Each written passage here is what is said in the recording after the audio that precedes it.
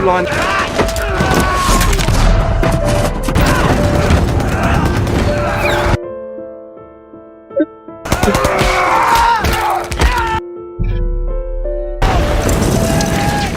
Different awful everywhere.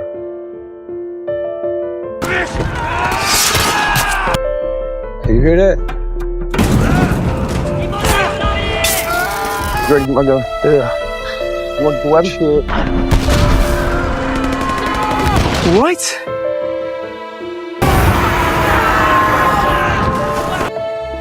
It's alright. Anyone?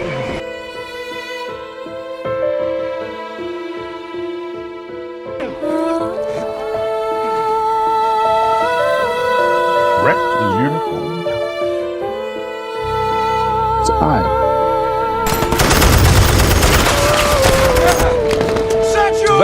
I thought they were going to send us back up the line or for food or something.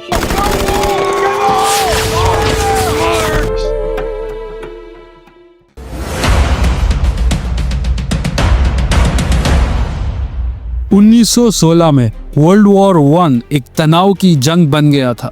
दोनों तरफ ने battlefield पर जीत की बजाय दुश्मन को तकाने और इतना ज्यादा नुकसान पहुंचाने पर ध्यान दिया कि वो हार मान ले और सरेंडर कर ले।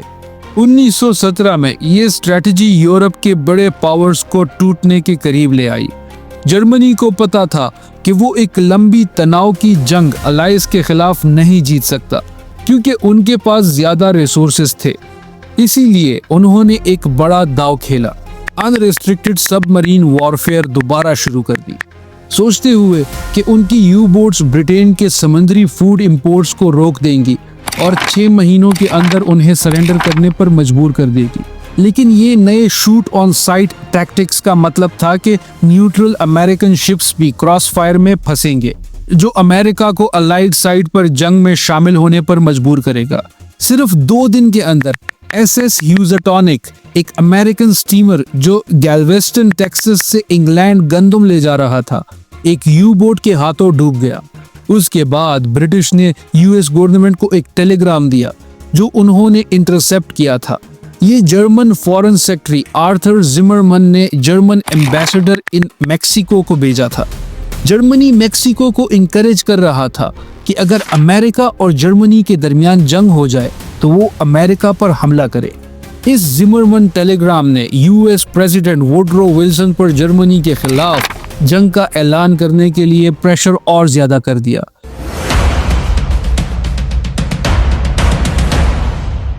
रशिया में जंग के बड़े नुकसान और खुराक की कमी ने दंगों और इनकलाब को जन्म दिया।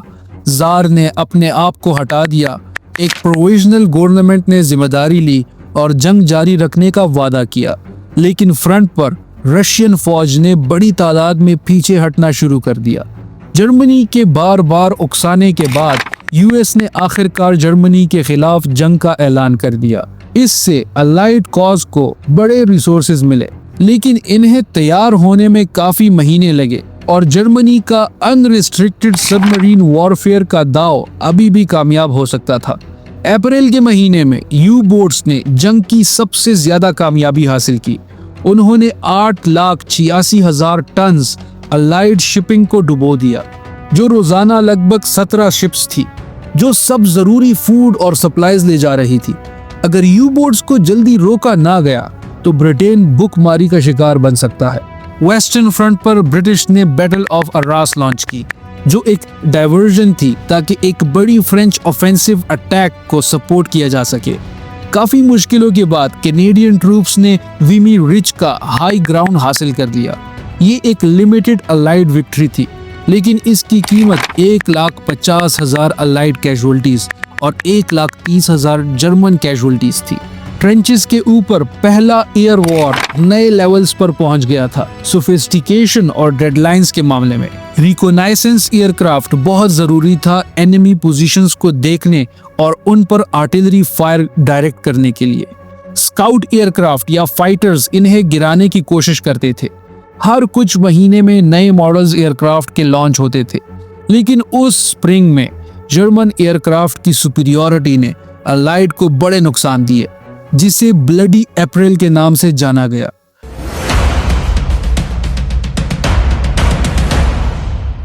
वीमी रिच के फॉल के सिर्फ 3 दिन बाद फ्रेंच जनरल रॉबर्ट निवेल ने अपनी बड़ी ऑफेंसिव अटैक लॉन्च की। उम्मीदें ऊंची थी, लेकिन शुरू की कामयाबी के बाद एडवांस अटैक रुक गया और दोनों तरफ कैजुअल्टीज बहुत ज्यादा बढ़ने लगी। ये बेमकसद लगती हुई जानों के नुकसान ने फ्रेंच आर्मी का मोराल तोड़ दिया। पूरी यूनिट्स ने बगावत कर दी और अटैक करने से मना कर दिया।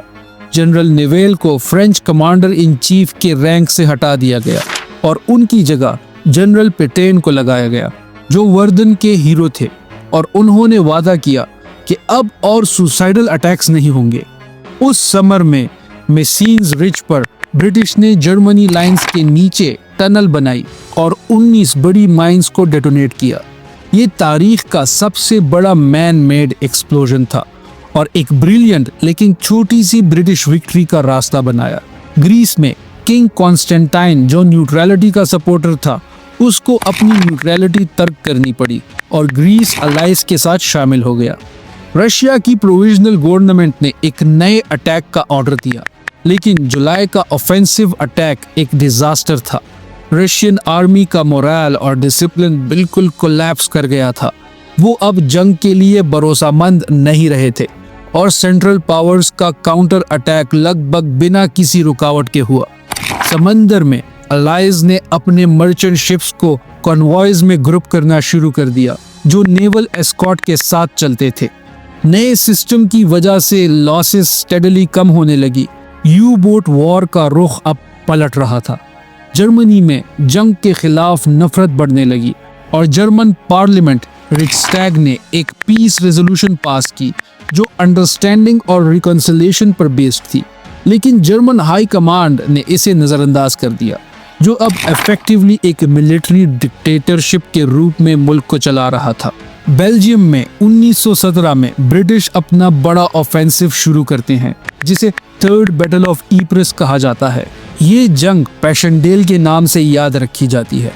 भारी शेलिंग, बारिश और टूटे हुए नदियों के रास्ते मैदान जंग को कीचड़ के समंदर में तब्दील कर देते हैं। इन नामुमकिन हालात में ब्रेक थ्रू की सारी उम्मीदें खत्म हो जाती है। 3 महीने के बाद ये हमला रोका जाता है, जिस वक्त तक ब्रिटिश 2,40,000 कैजुअल्टीज उठा चुके होते हैं और जर्मन्स 2 लाख। इटालियन फ्रंट पर आइजोंसो की 11th बैटल में इटालियन और ऑस्ट्रो हंगेरियन फोर्सेस एक दूसरे को ताकत के आखिरी हद तक मारते हैं। इस जंग में 1,50,000 इटालियन और 1 लाख ऑस्ट्रो हंगेरियन कैजुअल्टीज होती है। 1917 के उस साल अलाइड नेशंस की लिस्ट में नए नाम शामिल होते हैं: ब्राजील, लाइबेरिया, चाइना और सियाम, जिसे आज हम थाईलैंड कहते हैं, जर्मनी के खिलाफ जंग का ऐलान करते हैं। जर्मन यू बोट्स अटैक्स के नतीजे में या एलाइज के साथ जीतने के लिए।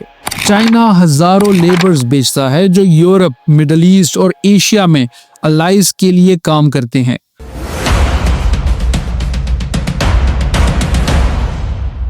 उसी साल मिडल ईस्ट में ब्रिटिश फोर्सेस अपनी 1916 की कुट की शिकस्त का बदला लेते हैं। ऑटोमन टर्क्स को हराकर बगदाद पर कब्जा करते हैं। ब्रिटिश फोर्सेस मिस्र में सिनाई डेजर्ट को पार करते हैं, लेकिन गजा की फर्स्ट और सेकंड बैटल्स में ऑटोमन फोर्सेस के हाथों पीछे धकेल दिए जाते हैं। जुलाई में अरब बागी ऑटोमन के स्ट्रेटेजिक पोर्ट अकाबा पर कब्जा करते हैं। उनके साथ एक British military adviser captain T.E. Lawrence होता है, जो लॉरेंस ऑफ अरेबिया के नाम से मशहूर है। उसी खिजा के मौसम में ब्रिटिश फॉरेन सेक्रेटरी आर्थर बल्फोर एक बल्फोर डिक्लेरेशन जारी करते हैं, जो फ़लस्तीन में यहूदियों के लिए एक कौमी घर का क़याम का इजहार करता है। इसका मकसद अलाइज के लिए यहूदी सपोर्ट हासिल करना था, मगर ये ऐलान अरब लीडर्स से किए गए वादों के खिलाफ होता है। अक्टूबर में ब्रिटिश गजा में आखिरी फतह हासिल करते हैं और फ़लस्तीन की तरफ आगे बढ़ने का रास्ता साफ होता है। 6 हफ्ते बाद जनरल एलन-बाय ब्रिटिश फौजों की क़यादत करते हुए जेरूसलम में दाखिल होता है और 400 साल के ऑटोमन रूल का खात्मा करता है।